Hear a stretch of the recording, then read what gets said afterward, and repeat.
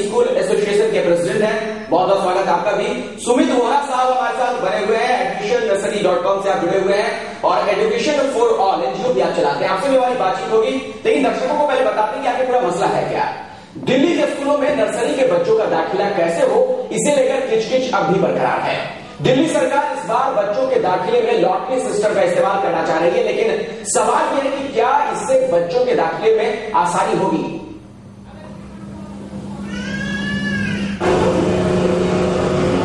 दिल्ली के स्कूलों में नर्सरी के बच्चों का दाखिला कैसे हो, इसे लेकर किचकिच अब भी बरकरार है।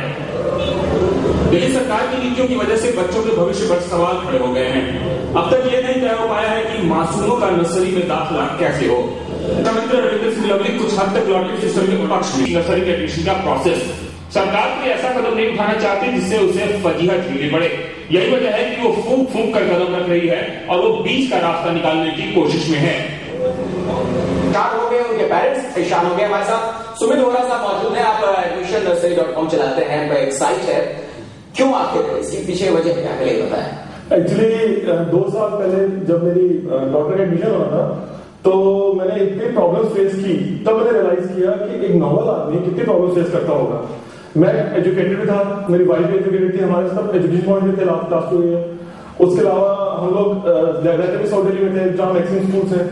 उसके बावजूद हमें रिजेक्ट कर दिया गया। मेरी वाइफ की जब MSc डिग्री दी गई, हमारे पॉइंट्स टॉप 5 या टॉप 10 20 लोगों में थे, तो उसमें क्रॉस वेरिफिकेशन कर दी वहां के, उसने जो भी वहां के टीचर थी कि वहां पे BSc की डिग्री नहीं है। आप उनसे पूछिए या तो लिखिए फेक डिग्री है कि BSc के लिए आप MSc कर सकते हैं।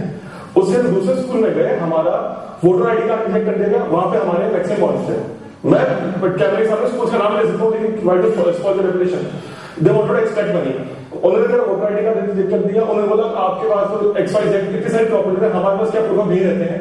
मैंने उनको अपने का बिल दिखाया लास्ट का, मैंने उनको बिजली का बिल दिखाया, मैंने उनको अपना वोटर ID कार्ड दिखाया और एक भी डॉक्यूमेंट और दिखाया। कहते नहीं कि आपका पैन कार्ड आपके ऑफिस का है। और मेरी वाइफ को मैंने मना किया। नेक्स्ट डे मैं गया, मैंने कहा ऐसा है कि आप मुझे इतना लिख के दे दीजिए कि आप मेरा voter ID card address proof नहीं एक्सेप्ट करेंगे। तो वो डर गए, कहते अच्छा आपके पास वोटर प्रूफ है। मैंने कहा मेरी बिटिया का प्ले स्कूल का कार्ड है।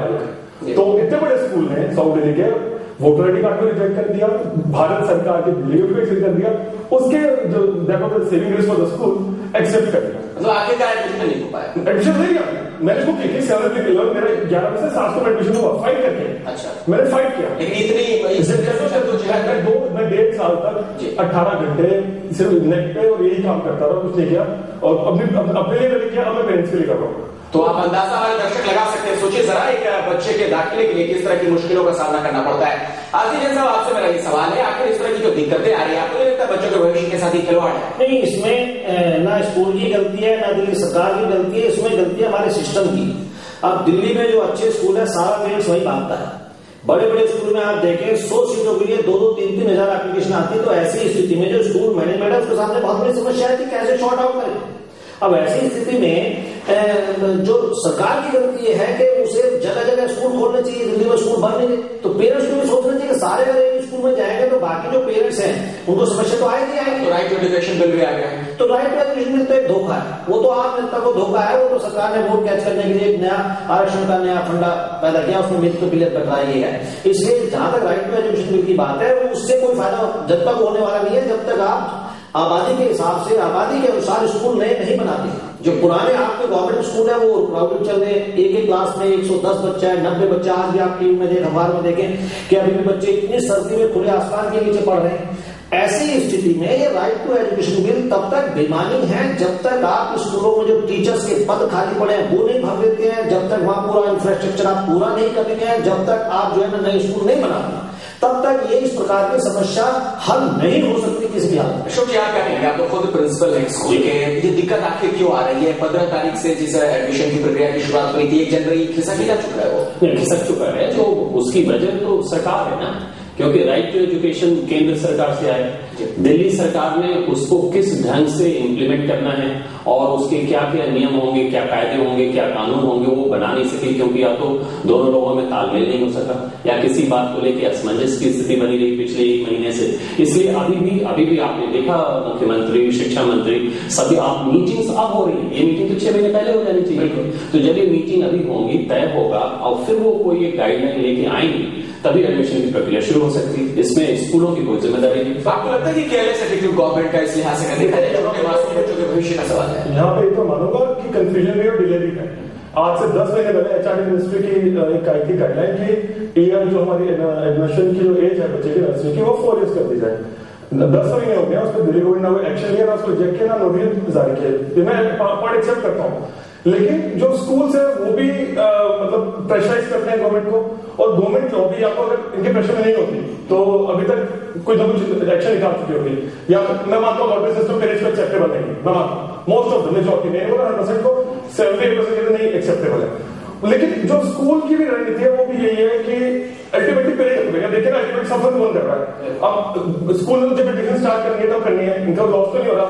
पेरेंट ने छुट्टी ली हुई है 15 दिन की घर से, पेरेंट मेंटल उसका विश्वास सिस्टम से क्या स्कूलों से और क्या इनसे। बिल्कुल बिल्कुल। और चौंकाने वाली बात यह है, गौर कीजिए जरा कि राजधानी दिल्ली का ये आलम है, किसी सुदूर देश के किसी और हिस्से की बात नहीं की जा रही है। बच्चों के भविष्य के साथ ये खिलवाड़ नहीं तो फिर और क्या है। एक छोटे से ब्रेक लिया कर रुकना पड़ेगा। हमारे साथ तमाम हमारे खास मेहमान, ये लाख टके का सवाल राजधानी दिल्ली में हाल के दिनों में बना हुआ है। दरअसल बच्चों के एडमिशन को लेकर पेरेंट्स किस कदर परेशान है, इसका अंदाजा आप इसी बात से लगा सकते हैं कि मासूम के साथ खेलकूद और मस्ती भी उन्हें बोझ नजर आ रही है। क्रिकेट छोड़कर खेलने कूदने का जो है, लेकिन टिया के मम्मी पापा का दिल उसके खेल में रमने की जगह कहीं और भटक रहा है। दरअसल टिया का एडमिशन जो कराना है, मेट्रो सिटी दिल्ली में रहने वाली टिया और उस जैसे हजारों बच्चों का फर्स्ट क्लास में दाखिला कराना किसी जंग जीतने से कम नहीं है। टिया के इंटरव्यू से पहले उसकी मम्मी और पापा का इंटरव्यू होगा, लेकिन इससे बड़ी मुश्किल है तो स्कूल में लागू होने वाले लॉटरी सिस्टम की। Point system is much better than a chance system, because chance system होने के बाद में सबसे बड़ी प्रॉब्लम ये है कि किसी बच्चे का अगर चांस नहीं आता है तो वो क्लीन की वो किसी भी स्कूल में स्टडी नहीं करेगा। So I think there is a big risk for। दरअसल दिल्ली सरकार स्कूलों में जो ये तरीका है कि बच्चे के भाग्य को लेकर उसमें लॉटरी में उसका नाम आना और फिर उसका एडमिशन होगा, ये मेरे हिसाब से it's not the criteria, it should not be the criteria. दरअसल पेरेंट्स इस लॉटरी सिस्टम के खिलाफ हैं। उनका मानना है कि अगर ये सिस्टम अप्लाई होता है तो मासूमों के एडमिशन किस्मत के सहारे मिलेगी।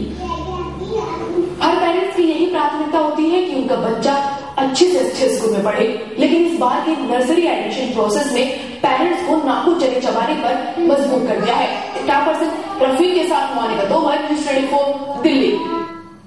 तो सोचिए जरा मासूम बच्चों के एडमिशन को लेकर किस तरह की दिक्कतें हो रही है, इसका अंदाजा आप लगा सकते हैं। और इन तमाम सवालों पर हमारे साथ बातचीत करने के कई खास मेहमान यहाँ पर मौजूद हैं, इनसे बातचीत करेंगे। लेकिन फिलहाल एक छोटे से ब्रेक के लिए रुकना पड़ेगा। आप देखते रहिए न्यूज़ 24। जैसे मानो ये एडमिशन का किस्मत कनेक्शन हो, जिस तरह के हालात पैदा हो रहे हैं। हमारे साथ सुमित वोरा साहब मौजूद है स्टूडियो में। दिक्कतें कहाँ आ रही है बताइए। पेरेंट्स कहते हैं हमें एक्सप्लॉइट किया जा रहा है। जब हम एक मेन स्टेक होल्डर हैं, कभी आज तक हमें बुला के नहीं पूछा गया कि आप क्या चाहते हैं। उसके बाद हमें डर क्या है, लॉटरी गई बहुत अच्छा है, ठीक है लॉटरी हम तो जीती। इसके बाद सिर्फ जो स्कूल के दबाव में आके गवर्नमेंट इनको वही दे देगी कि अपने हिसाब से पॉइंट सिस्टम बनाएंगे।